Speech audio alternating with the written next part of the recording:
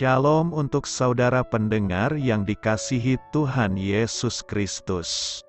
Selamat siang dan salam sejahtera untuk kita semuanya. Selamat datang kembali di renungan siang dan doa siang pada hari ini.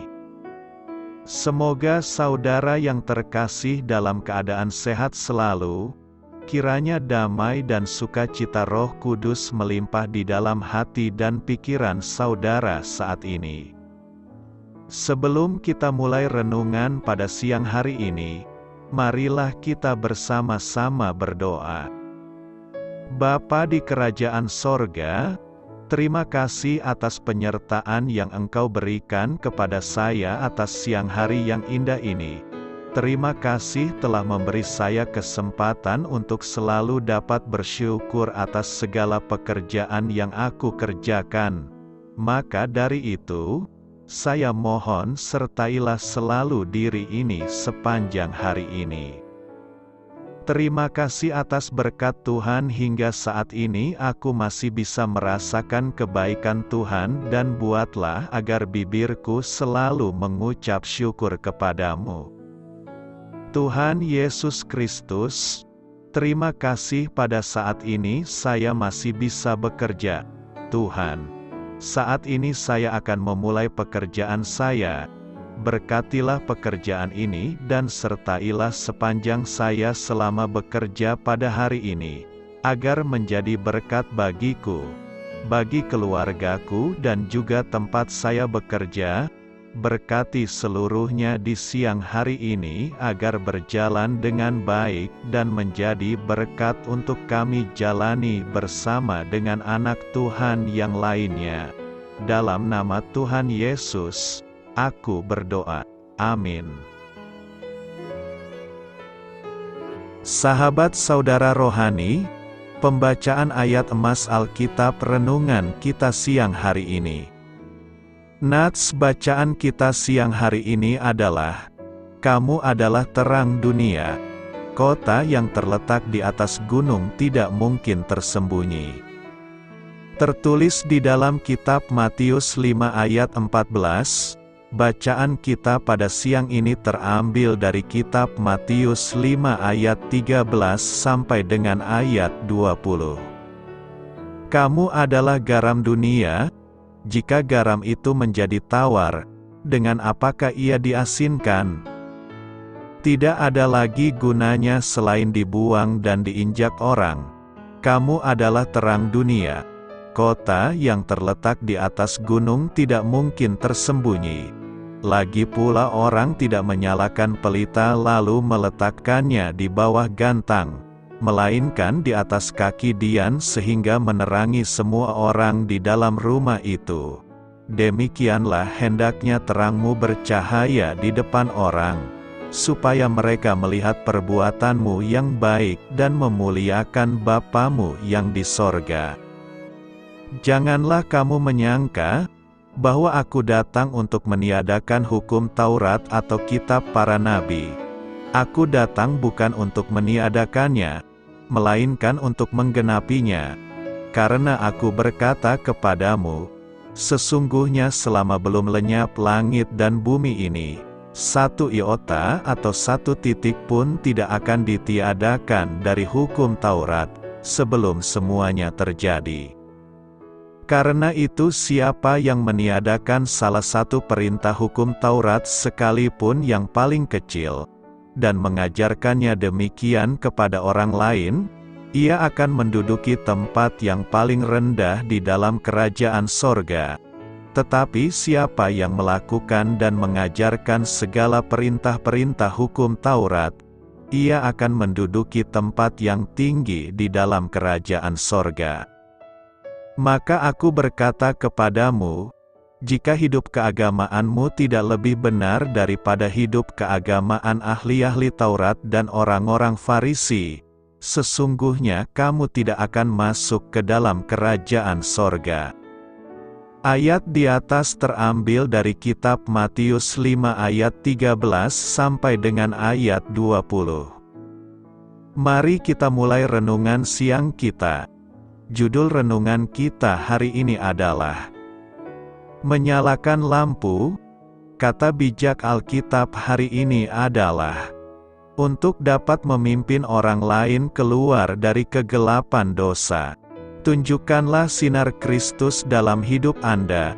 Cerita renungan siang kita hari ini adalah: orang-orang sering bertanya kepada saya tentang hal yang paling berkesan saat melayani sebagai pemimpin Moody Bible Institute. Jawabannya adalah, siswa-siswinya. Saya mengagumi semangat mereka bagi Yesus dan cara mereka menunjukkannya kepada dunia di sekitar mereka. Para pemimpin perusahaan yang non-Kristiani sering mengatakan kepada saya mengenai etika kerja siswa-siswi Moody yang patut dicontoh. Kepala Polisi Chicago pernah berkata, saat siswa-siswi Moody kembali ke kampus, daerah di sekitarnya menjadi lebih terang, seperti ada seseorang yang menyalakan lampu di sana. Itulah maksud Yesus saat Dia mengatakan, "Kamu adalah terang dunia." Matius 5 ayat 14. Itu adalah kata-kata yang ampuh dalam menggambarkan suatu perbedaan. Harus ada perbedaan yang jelas antara integritas yang dimiliki orang-orang Kristiani dan kegelapan dunia yang merajalela. Yang penting bukan berbicara tentang Yesus, melainkan bagaimana orang melihat kita. Walaupun mereka mungkin tidak ingin mendengar tentang Yesus, Anda boleh yakin bahwa mereka ingin melihat apakah Dia membuat perbedaan dalam hidup kita. Saat Yesus berkata, "Hendaknya terangmu bercahaya di depan orang, supaya mereka melihat perbuatanmu yang baik." Maksudnya adalah sebelum kita berbicara, kita harus dapat menunjukkan bukti dari apa yang kita katakan. Kemampuan kita untuk bersinar bagi Yesus diukur oleh perbuatan baik kita, yang memberikan kesaksian kuat dalam hidup kita. Mari kita menyalakan lampu-lampu kita. Kamu adalah terang dunia. Matius 5 ayat 14 berkata, kamu adalah terang dunia. Kota yang terletak di atas gunung tidak mungkin tersembunyi. Perintah ini adalah miliki semua orang percaya. Yang menjadi terang itu adalah semua orang yang mengikut Yesus. Kita harus menjadi terang di tengah-tengah kehidupan kita masing-masing. Gereja tidak dapat bercahaya sendiri-sendiri. Gereja harus bercahaya secara serempak melalui warga jemaatnya. Gereja bukanlah sebuah entitas yang terpisah dari anggota-anggotanya. Dengan kata lain, seandainya kita tidak bersinar, maka bagaimana gereja akan bersinar, kecuali kita semuanya bersinar? Karena kitalah yang membentuk gereja, gereja bukan hanya seorang pendeta. Tak ada gunanya memiliki hanya seorang pendeta yang bersinar di gereja. Bukan berarti tidak ada gunanya sama sekali, tetapi itu jauh dari cukup. Jika sebuah gereja sama dengan seorang pendeta, maka itu tidak menjadi masalah. Biarkan pendeta itu yang bersinar. Anggota lain tidak perlu khawatir. Namun sebuah gereja bukanlah sekedar seorang pendeta. Seorang pendeta hanyalah sebagian kecil dari gereja. Kitalah yang membentuk gereja Kristus. Kalau kita tidak bersinar, gereja pun tidak bersinar. Jadi jangan mencoba mengelakkan tanggung jawab ke orang lain dengan berkata, dialah gereja. Biarkan ia yang bersinar. Saatku belum lagi tiba. Suatu hari nanti saya akan bersinar, tapi tidak sekarang. Tidak seperti itu. Kita adalah terang sejak saat kita mengenal Tuhan. Kita telah dinyalakan oleh api ilahinya. Kita adalah cahaya sejak saat itu. Kita mau tidak mau akan bersinar. Fungsi kitalah untuk bersinar, kecuali tentu saja, jika terang Allah tidak ada di dalam diri kita. Alasan mengapa tugas untuk menjadi terang diserahkan kepada kita adalah karena Israel, dan kita harus sangat hati-hati dalam hal ini, seperti disebutkan para nabi Perjanjian Lama. Sebab oleh karena kamulah nama Allah dihujat di antara bangsa-bangsa lain. Orang-orang Yahudi, sayangnya memiliki reputasi yang sangat buruk. Jika Anda mengaku bahwa Anda Yahudi, maka di banyak belahan bumi, pada umumnya Anda akan dianggap kikir, pelit dan banyak hal semacamnya, seperti curang, licik dan yang serupa. Bagaimana kata Yahudi bisa sama dengan segala macam hal tersebut? Apa arti Kristen di benak banyak orang? Jika kita melihat sejarah awal gereja, sebutan Kristen bahkan menyebabkan seorang kaisar yang ingkar agama, Julius, seorang yang amat sangat aneh, pun mengagumi orang-orang Kristen. Meskipun ia membencinya, tetapi dia mau tidak mau mengagumi mereka. Orang-orang Kristen dikenal baik di semua komunitas sesuai dengan cara hidup mereka. Ketika orang-orang Kristen sekarat karena wabah penyakit, orang-orang Kristen yang lain tidak akan meninggalkan mereka dan tetap tinggal bersama orang tersebut, hingga mereka sendiri tertular wabah dan meninggal. Bukan saja mereka mengunjungi sesama umat yang sakit, mereka juga mengunjungi orang-orang kafir yang sakit.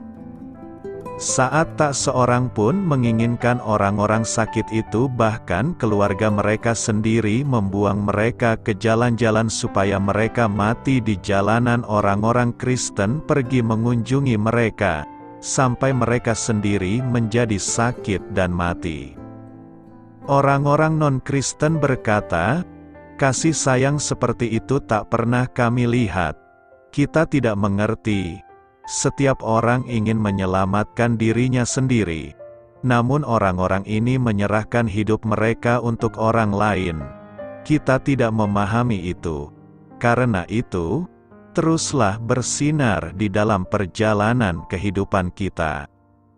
Apa artinya bahwa Allah adalah terang? Allah adalah terang. Dapat kita jumpai dalam 1 Yohanes 1 ayat 5. Terang adalah metafora yang cukup sering kita jumpai dalam Alkitab. Amsal 4 ayat 18 melambangkan kebenaran sebagai cahaya fajar. Filipi 2 ayat 15 mengibaratkan anak-anak Allah yang tiada beraib dan tiada bernoda, sebagai bintang-bintang di langit. Yesus menggunakan terang sebagai kiasan akan perbuatan baik. Demikianlah hendaknya terangmu bercahaya di depan orang, supaya mereka melihat perbuatanmu yang baik. Mazmur 76 ayat 4 dalam bercerita tentang Allah menulis, cemerlang engkau. Kenyataan bahwa Allah adalah terang secara alami sangat kontras dengan kegelapan. Jika terang adalah metafora untuk kebenaran dan kebaikan, maka kegelapan melambangkan kejahatan dan dosa. 1 Yohanes 1 ayat 6 menulis, jika kita katakan bahwa kita beroleh persekutuan dengan Dia, namun kita hidup di dalam kegelapan, kita berdusta dan kita tidak melakukan kebenaran. Dalam ayat 5 tertulis, Allah adalah terang dan di dalam Dia sama sekali tidak ada kegelapan. Perhatikan bahwa ditulis bahwa Allah adalah terang, bukan salah satu penerang. Terang adalah bagian yang tak terpisahkan dari dirinya, sama halnya dengan kasih. Pesan yang disampaikan ialah bahwa Allah seutuhnya kudus, dengan tidak sedikit pun kejahatan, ketidakadilan, atau dosa. Jika kita tidak memiliki terang, maka kita tidak mengenal Allah. Mereka yang mengenal Allah, yang berjalan bersamanya, adalah terang dan jalan pula dalam terang. Mereka mengambil bagian dalam hodrat ilahi Allah, dan luput dari hawa nafsu duniawi yang membinasakan dunia. Allah adalah terang, begitu pula dengan anaknya. Yesus berkata, "Akulah terang dunia. Barang siapa mengikut aku, ia tidak akan berjalan dalam kegelapan, melainkan ia akan mempunyai terang hidup." Dalam bagian ini, berjalan sama artinya dengan memperoleh kemajuan. Jadi, kita dapat menarik kesimpulan dari ayat ini bahwa orang Kristen dimaksud untuk bertumbuh semakin kudus dan semakin dewasa dalam mengikuti Yesus. Allah adalah terang, dan adalah rencananya supaya umatnya mencerminkan terangnya, dengan menjadi semakin menyerupai Kristus tiap harinya. Karena kamu semua adalah anak-anak terang dan anak-anak siang, kita bukanlah orang-orang malam atau orang-orang kegelapan. Allah adalah pencipta cahaya terang alami maupun pemberi terang rohani yang olehnya kita dapat berjalan dalam kebenaran. Cahaya terang membongkar apa yang tersembunyi dalam kegelapan. Ia menunjukkan keadaan yang sebenarnya. Berjalan dalam terang berarti mengenal Allah, memahami kebenaran, dan hidup dalam kebenaran. Orang percaya dalam Kristus harus mengakui semua kegelapan dalam diri mereka, dosa dan kesalahan mereka, dan mengizinkan terang Allah bersinar melalui mereka. Orang Kristen tidak dapat duduk diam dan mengamati orang berlanjut dalam perjalanan gelap mereka dalam dosa. Karena mereka tahu bahwa orang-orang di dalam kegelapan akan kelak mengalami keterpisahan kekal dari Allah. Terang dunia ingin mengusir kegelapan dan menganugerahkan hikmat-Nya di segala tempat.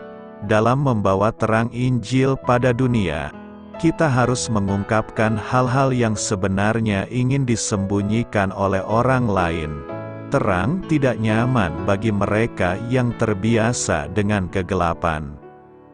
Yesus, Anak Allah yang tak berdosa, adalah terang yang sesungguhnya. Sebagai anak-anak Allah yang diadopsi, kita perlu mencerminkan terangnya ke dalam dunia yang digelapkan oleh dosa. Tujuan kita dalam bersaksi pada orang yang belum selamat adalah untuk membuka mata mereka, supaya mereka berbalik dari kegelapan kepada terang dan dari kuasa iblis kepada Allah. Kamu adalah garam dunia. Matius 5 ayat 13 berkata, "Kamu adalah garam dunia. Jika garam itu menjadi tawar, dengan apakah ia diasinkan? Tidak ada lagi gunanya selain dibuang dan diinjak orang." Garam sesuatu yang sangat dibutuhkan manusia. Garam menjadi penyedap rasa dalam makan, dan juga menjadi pengawet dalam bahan makanan. Dalam nas hari ini kita akan belajar tentang garam. Kalimat awal menunjukkan bahwa kita adalah garam dunia, dan kalimat selanjutnya merupakan satu peringatan yang serius bahwa jika garam menjadi tawar, menjadi tidak berasa, tidak ada gunanya lagi kecuali dibuang. Kita tidak perlu membahas apakah garam benar-benar bisa menjadi tawar atau tidak. Poinnya sederhana, bukan apakah garam itu bisa menjadi tawar atau tidak, tetapi orang Kristen dapat kehilangan kualitas-kualitas yang esensial sebagai orang Kristen. Ini jelas apa yang Yesus maksudkan, dan tidak ada yang dapat menyangkal hal ini. Jika garam tidak dapat menjadi tawar, tidak ada gunanya. Yesus memperingatkan kita supaya jangan kita kehilangan kualitas sebagai seorang murid. Kita akan sangat menyesal jika kita menolak peringatan ini. Apa yang dimaksud dengan kamu adalah garam? Untuk memahami hal ini, mari kita membuka Kolose 4 ayat 5-6 di mana Paulus menggunakan gambaran garam. Hiduplah dengan penuh hikmat terhadap orang-orang luar. pergunakanlah waktu yang ada. Hendaklah kata-katamu senantiasa penuh kasih. Jangan hambar sehingga kamu tahu bagaimana kamu harus memberi jawab kepada setiap orang. Paulus mengatakan, sebagai orang Kristen hendaklah kata-katamu jangan hambar. Dalam bahasa asli, hendaklah kata-katamu dibumbui garam. Jika garam itu tidak berfungsi, maka garam itu akan menjadi tawar. Garam itu menjadi tawar dalam bahasa Yunani. Makna sebenarnya ialah, garam itu menjadi bodoh. Jika garam menjadi bodoh, itu memberi kita satu petunjuk untuk arti garam. Jelaslah bahwa garam menunjukkan hikmat rohani. Tentu saja jika kita kehilangan hikmat rohani, kita menjadi bodoh. Di sini maknanya sangat jelas. Lawan dari kebodohan adalah hikmat. Sangat penting bagi kita untuk memahami hal ini, karena hikmat dalam arti rohani bukan bermakna pandai sama sekali. Itu bukan maknanya. Hikmat secara rohani mempunyai makna yang berbeda dari kepandaian.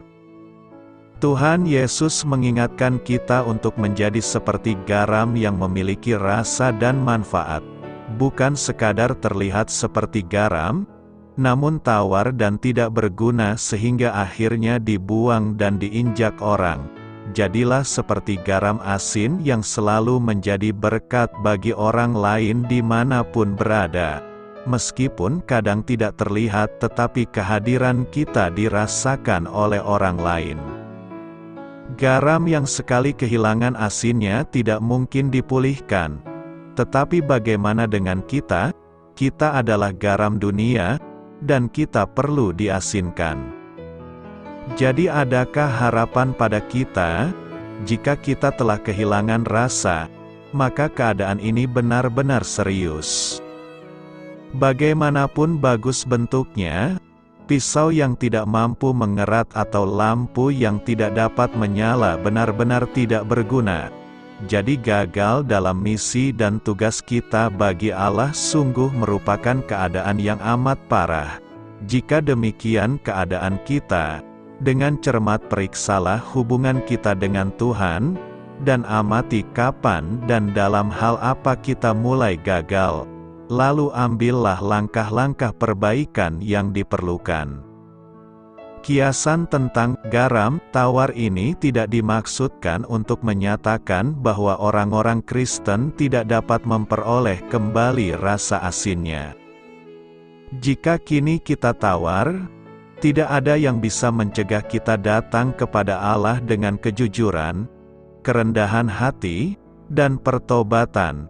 Saat kita mengalami kehambaran rasa, maka segeralah datang kepada Tuhan. Tetap dekat dengan Yesus, terutama dalam doa dan firman-Nya, merupakan hal yang justru mengasinkan kita dan melepaskan kita dari rasa tawar hati. Karena itu, jadilah menjadi garam dunia. Membahas tema garam, maka mari kita bahas kembali Injil Matius ini. Penulis Injil ini dikenal sebagai Injil Matius karena ditulis oleh Rasul Matius.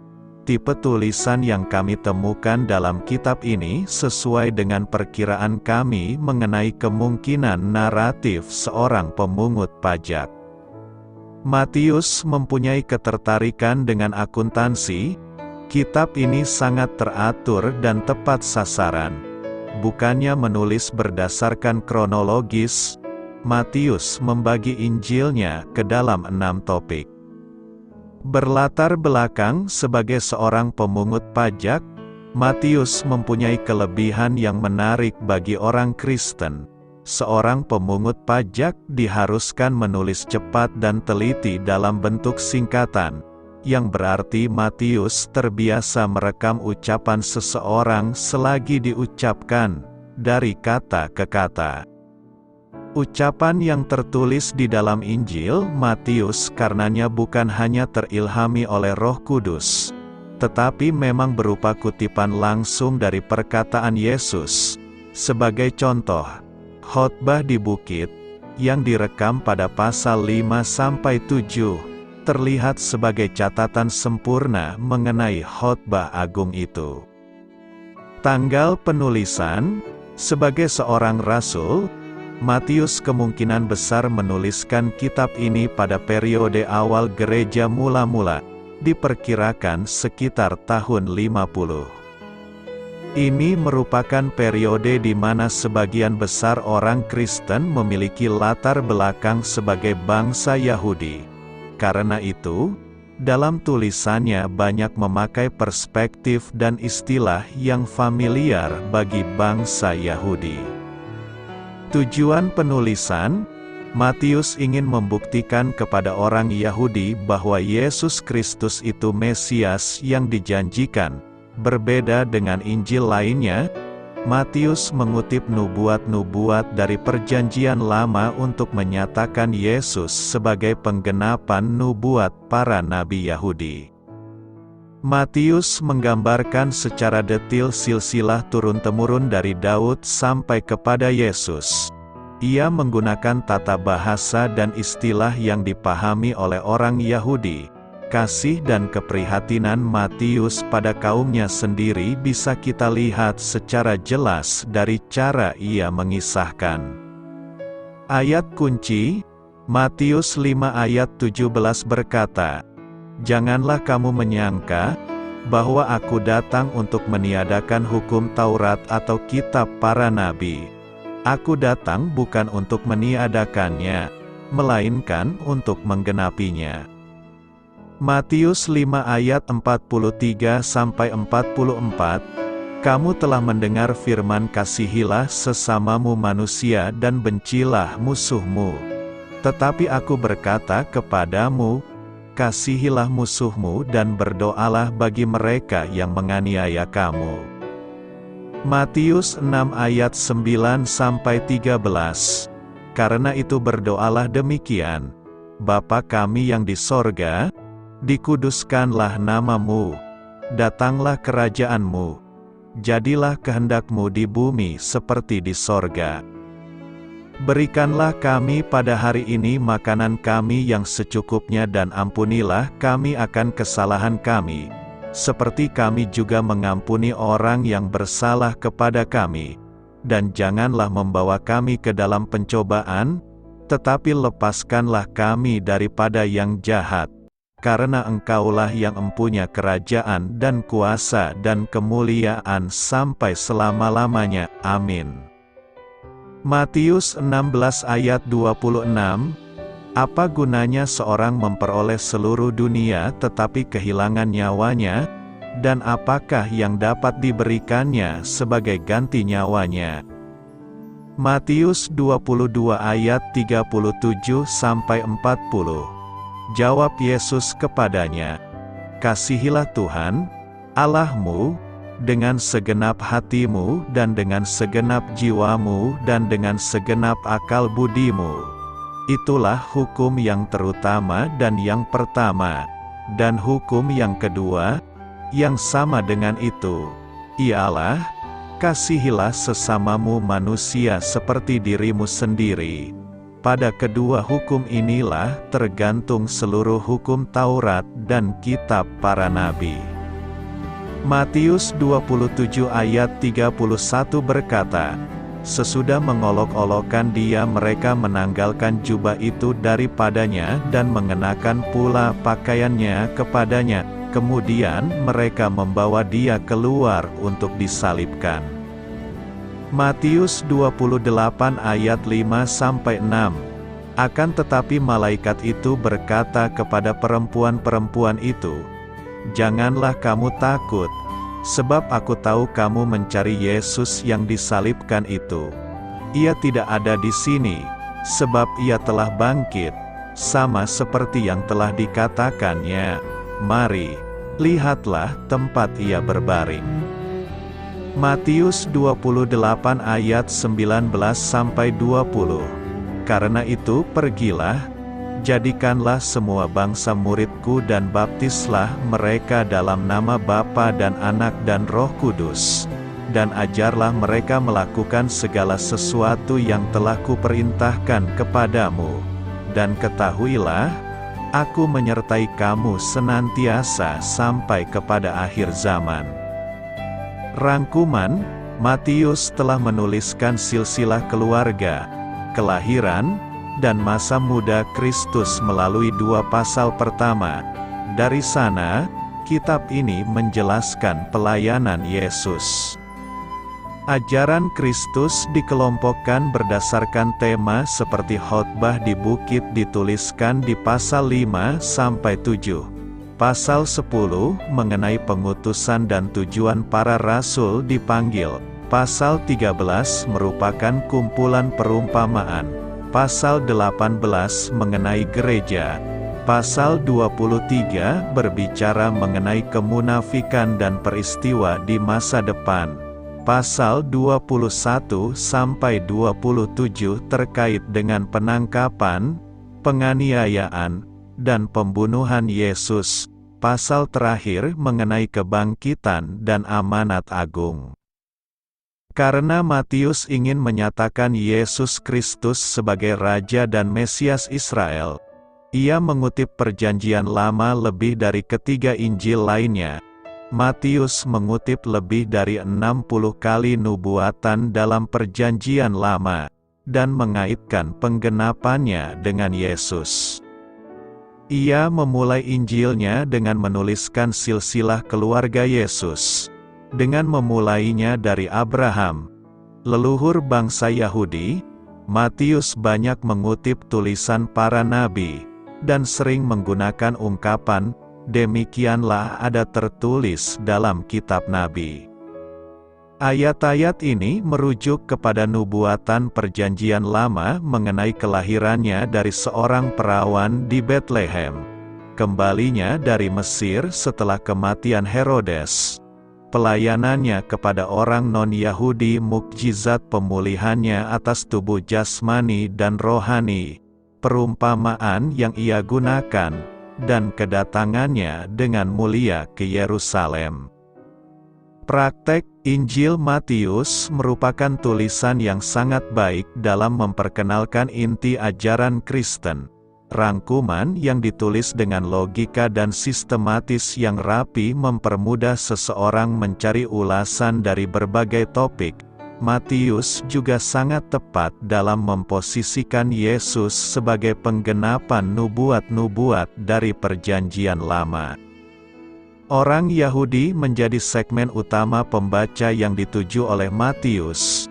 Banyak di antara mereka, baik golongan Farisi maupun Saduki, bersikeras menolak Yesus sebagai Mesias. Meskipun mereka sudah menghabiskan beratus-ratus tahun membaca dan mempelajari Perjanjian Baru, mata mereka tertutup kepada kebenaran Kristus. Yesus menegur kekerasan hati dan ketidaksadaran mereka atas Dia yang seharusnya mereka nantikan. Mereka menginginkan seorang Mesias menurut pemahaman mereka, seseorang yang memenuhi kriteria mereka dan melakukan apa yang mereka harapkan.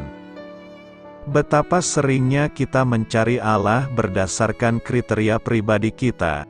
Bukankah seringkali kita menolaknya karena mengharapkan atribut yang kita inginkan darinya, atribut yang membuat kita nyaman, kasih, belas kasih, dan anugerahnya, dan menolak atribut yang tidak kita sukai, murka dan keadilannya.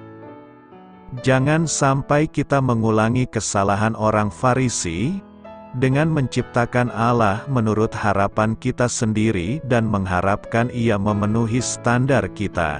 Allah tersebut tidak lebih dari sekedar berhala bagi kita. Alkitab telah memberi kita informasi yang sangat lengkap mengenai kodrat dan identitasnya, termasuk mengenai Yesus Kristus yang harus kita taati dan sembah. Selamat memulai karya dalam minggu ini untuk Tuhan. Doa saya menyertai saudara sekalian. Saya memberkati Anda agar sewaktu Anda mencarinya dari Dia, Bapa Surgawi Anda akan memberikan bagi Anda roti harian Anda.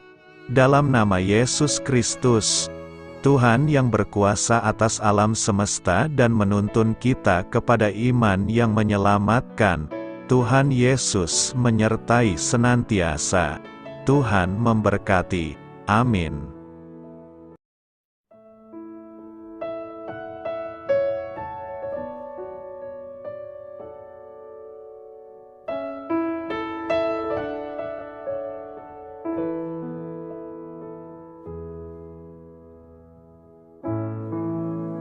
Demikianlah renungan firman Tuhan pada siang hari ini.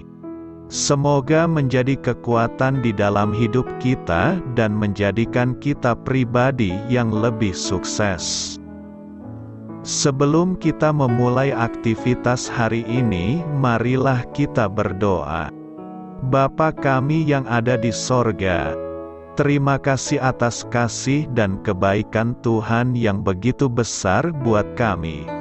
Tuntunlah perbuatanku agar di sepanjang hari ini saya bisa bekerja sebaik-baiknya, tidak pernah jemu menolong sesama, selalu ramah dan tahu terima kasih, menghayati iman dan mengamalkannya dengan sekuat tenagaku. Semua ini saya sampaikan kepadamu, dengan pengantaraan Kristus, Tuhan kami. Allah, Bapa kami bersyukur kepadamu, bahwa dengan bekerja kami boleh ambil bagian di dalam karya-Mu mensejahterakan dan membahagiakan umat manusia. Kami mohon bimbingan-Mu dalam melaksanakan pekerjaan kami hari ini. Bimbinglah kami agar sanggup bekerja dengan semangat kasih, dengan riang, rajin dan jujur. Terima kasih, Tuhan. Amin. Dalam nama Tuhan Yesus Kristus Tuhan dan Juru Selamat kami, Bapa kami yang baik, kami mengucap syukur dan berdoa. Amin. Biarlah firman Tuhan menjadi pengingat untuk kita semua, bahwa tuntunan dari Roh Kudus akan selalu memberi jalan keluar bagi setiap permasalahan hidup kita, dan memberi kedamaian di hati kita. Amin. Sampai jumpa di renungan siang saudara rohani berikutnya. Shalom.